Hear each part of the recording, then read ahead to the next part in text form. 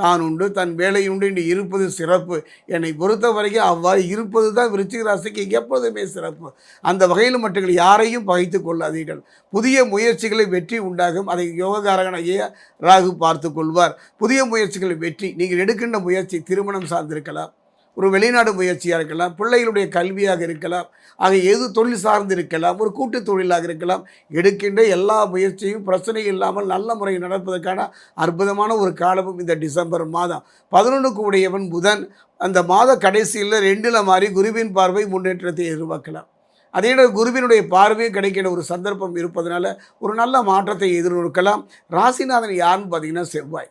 புரிந்து கொள்கின்ற ஒரு காரகத்தன்மை உடையவன், இரத்தகாரகன், பூமிகாரகன் என்று அடுக்கிக் கொண்டே போகலாம். அதிக காரகத்தன்மை உடையவன், அற்புதமான ஒரு நிலைக்கு சொந்தக்காரன். கிரகங்களில் தளபதி என்று சொல்லக்கூடிய செவ்வாய் யாருன்னு பார்த்தீங்கன்னா விருச்சிகத்தினுடைய ராசிநாதன். ராசிநாதன் செவ்வாய் 2ல் மாறி 2 கூடிய குருவின் பார்வை.